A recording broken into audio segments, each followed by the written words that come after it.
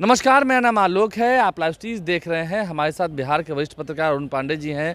जिस तरह से महागठबंधन की आज हम बात करेंगे, जो चर्चा हो रही है, कल कांग्रेस के जो प्रभारी हैं या बिहार कांग्रेस के प्रदेश अध्यक्ष हैं और तमाम जितने नेता हैं, विधायक हैं, सांसद हैं, वो सभी राहुल गांधी से मिले हैं। लगभग 3 घंटे तक बैठक हुई है और कांग्रेस की इस मीटिंग के बाद मुकेश सहनी भी एक तरफ जहां कह रहे हैं, उन्होंने अपने फेसबुक पर लिखा है 60 सीटों की मांग की है। डिप्टी सीएम तो खैर वो पहले से ही कहा हुआ है। तेजस्वी यादव की पार्टी पर कितना भार पड़ रहा है? क्या महागठबंधन में सच में ऑल इज वेल है? और कांग्रेस के लोग अभी भी नहीं कर रहे हैं कि नेतृत्व जो है वो तेजस्वी यादव करेंगे। लालू जी का बयान आपने नहीं देखा? वे तेजस्वी को कोई बनने से नहीं रोक सकता है कोई माई का लाल। मोतिहारी में हाँ, देखिए अभी कांग्रेस का तो फैसला आ गया, ये नीतिगत फैसला था। अभी तक एक द्वंद्व था दिल्ली चुनाव में, जिस ढंग से कांग्रेस अकेले लड़ी और उससे महागठबंधन जो इंडिया अलायंस की राजनीति को धक्का लगा कि आप पार्टी सत्ता से चली गई और 27 साल के बाद बीजेपी का सत्ता से वनवास समाप्त हो गया। अब जो कल मल्लिकार्जुन खड़गे और राहुल गांधी ने बिहार के कांग्रेसियों के साथ बैठक की थी, उसमें एक तो फैसला हो गया कि हम लोग को राजद के गठबंधन में ही रहना है।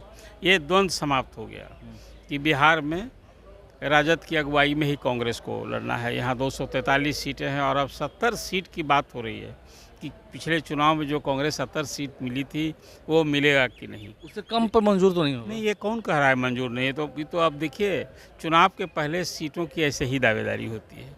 जैसे कांग्रेस 70 मांग रही है, अभी आपने कहा कि मुकेश सहनी ने 60 सीट मांगा है। लिख दिया। वाम दल 29 सीट पर पिछले बार लड़ी थी और 17 सीटों पर कामयाबी मिली। आज भी उसके 15-16 विधायक हैं।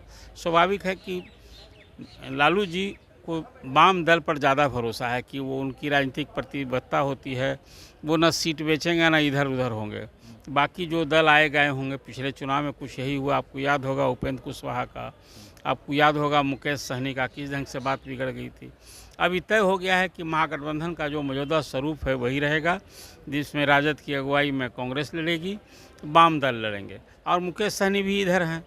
तो एक गठबंधन का ये स्वरूप तय हो गया। सीट की बात जो आपके चुनाव के पहले ऐसी दावेदारी होती है, मिलेगी कितनी सीट तो राजद को तय करना है। राजद हर हाल में, जब तेजस्वी मुख्यमंत्री के चेहरा हैं और पिछली बार राजद को ये एहसास हुआ था कि हम 70 सीट यदि कांग्रेस को नहीं दिए होते, हम 50 से कम सीट जो होते, राजद को अकेले बहुमत आ जाता और सरकार बनी होती। तो इस राजनीतिक भूल को, बलंडर को राजद सुधारेगा ना।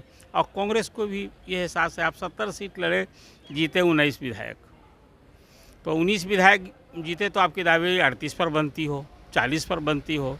70 की दावेदारी कहाँ बन रही है? कितने उनके सिटिंग जो कैंडिडेट थे, कितने लोगों की जमानत जब्त हुई थी? ये सब कुछ सारा सवाल है। तो कुल मिला कर कल कांग्रेस की जो बैठक हुई, मल्लिकार्जुन खड़गे ने और राहुल गांधी ने, एक तय हो गया कि भाई कांग्रेस को इसी महागठबंधन में है। यहाँ ये द्वंद्व समाप्त हो गया। इसके पहले बात हुई है कि अपनी शक्ति बढ़ानी है। हर पार्टी अपनी शक्ति बढ़ाती है। आप 17 सीट भी लड़ेंगे या 50 सीट लड़ेंगे तो पूरी शक्ति लगाएंगे ना। अब चुनाव नज़दीक है। अभी राहुल आए हैं, कन्हैया कुमार का की पदयात्रा चल रही है। इधर प्रदेश कांग्रेस के नए अध्यक्ष बदल गए हैं, राजेश राम। उधर कांग्रेस के प्रभारी बदल गए हैं। तो कुल मिला तो ताकत तो लगाएगी। ताकत लगाना कौन? ताकत कोई 243 सीट पर कांग्रेस की नहीं। आखिर उसके साथ तो बिहार में आज भी कांग्रेस नेतृत्व, नीति और नियत, ये तीनों का संकट था। तो अब तो नेतृत्व बिहार में बदल लिया, अभी अब कांग्रेस का संगठन बनना है।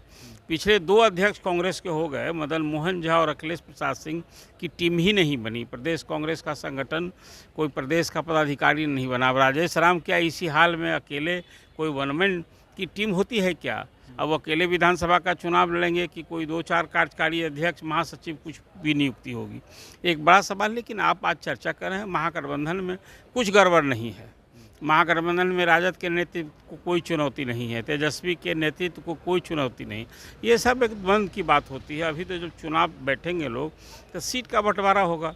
और यहाँ तो बड़ी है। महागठबंधन की ओर से पहले ही तेजस्वी को लोग मुख्यमंत्री का चेहरा स्वीकार कर चुके हैं। लेकिन कांग्रेस नहीं कर रही है सर। कांग्रेस मतलब अभी तक औपचारिक रूप से क्या है? देखिए, कांग्रेस किसने कहा कि भाई हमको तेजस्वी का चेहरा स्वीकार नहीं? एक तो अभी नीतिगत फैसला आया है कि हम इसी गठबंधन में रहते। तो गठबंधन के अगुआ नेता यहाँ हैं तेजस्वी यादव, तो नेतृत्व के सवाल पर भी कोई द्वंद्व नहीं है। सीट के दावेदारी का अभी खेल होगा और कितनी सीट मिलेगी जब, अब तो चुनाव के भी 6 महीने बाकी हैं।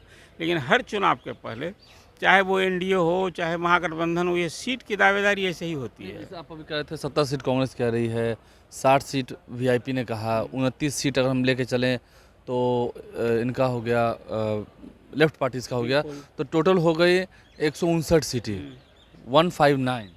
तो फिर उधर तो फिर 84 सीटें बच जाएंगी। कभी आप बताइए, ये कोई भी थोड़ा राजनीति समझ रखने वाला लोग है, जो चेहरा होगा मुख्यमंत्री का और राजद का ही ये जनाधार है। राजद का एमवाई जो है उस पर कोई प्रश्न चिन्ह नहीं ना है आज की तारीख में।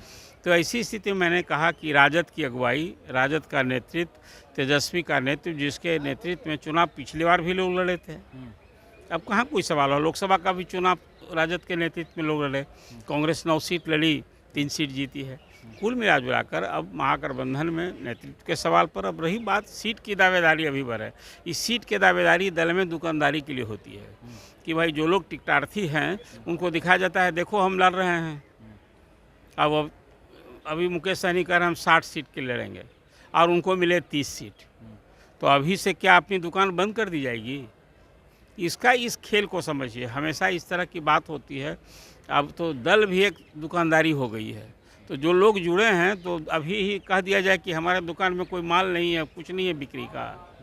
ये सब कुछ इस रूप में देखिए आलोक जी, और महागठबंधन में कुछ गड़बड़ नहीं है। एक जो द्वंद्व था, कांग्रेस ने अपनी नीति ही साफ कर दी, जो तारिक अनवर ने दिल्ली चुनाव के बाद उठाएगा कि कांग्रेस तय तो करे कि महागठबंधन की राजनीति में रहना है कि अकेले रहना है। तो कांग्रेस नेतृत्व में तय कर दिया कि बिहार में राजद के गठबंधन के हम साथ रहेंगे। तो जब ये क्लियर हो गया तो यहाँ तो पहले से ही तेजस्वी का चेहरा, पहले से कोई विवाद नहीं है। इसलिए महागठबंधन में सब कुछ ठीक है, सिर्फ सीट की दावेदारी अपनी अपनी दुकानदारी के लिए होगी। देखिए, तो महागठबंधन में सब ठीक है, लेकिन अगर सीट शेयरिंग की हम बात करें तो देखिए सभी पार्टियों की डिमांड अलग अलग है। तो ऐसे में क्या आरजेडी को समझौता करना पड़ेगा? सवाल तो एक है। अगर कांग्रेस कह रही है कि हम 70 सीटें लड़ेंगे, यही बात सही है कि सभी पार्टियां जो हैं वो अपने अपने प्रभाव को कम नहीं होने चाहती हैं। कोई भी पार्टी चाहती है कि उनका प्रभुत्व जो है, प्रभाव जो है वो कम हो, खास करके चुनाव के समय में, ताकि उनकी पार्टी का जो प्रभुत्व है वो बिल्कुल भी ना बिगड़े, वो वैसा ही बना रहे। तो ऐसे में अगर कांग्रेस 70 सीटें चाह रही है, वीआईपी पार्टी चाह रही है कि उसे 60 सीट मिले, फिर अगर 29 सीट की हम बात करें तो लेफ्ट पार्टीज की, तो समझ सकते हैं। अब ऐसे में आंकड़ा काफ़ी बिगड़ेगा। ये आंकड़ा पहुँच जाता है लगभग 159 तक। तो ऐसे में क्या सिर्फ 84 सीटें ही, 243 विधानसभा सीटों में से सिर्फ 84 सीटें ही बचती हैं आरजेडी के लिए? तो क्या लार्जेस्ट पार्टी 84 सीटों पर ही लड़ेगी? ये विचार क्या सच में आपके ख्याल में आ सकता है? लेकिन हाँ, कांग्रेस नेतृत्व की ओर से ये खबर है कि हाँ, उन्हें अपने संगठन को मजबूत करना है और शक्ति इतनी बढ़ानी है, क्योंकि राहुल गांधी भी बिहार आ रहे हैं, कई दौरे उनके होंगे, प्रधानमंत्री नरेंद्र मोदी भी बिहार आ रहे हैं, कई दौरे उनके होने हैं। देखना है इस साल, चुनावी साल में किसका कितना खेल बनता बिगड़ता है, ये तो खैर आने वाला समय बतलाएगा। इसी बिहार विधानसभा चुनाव में बहुत कुछ देखने को मिलेगा। हमारे चैनल को सब्सक्राइब कर लें, साथ साथ फेसबुक पेज भी लाइक करें। धन्यवाद।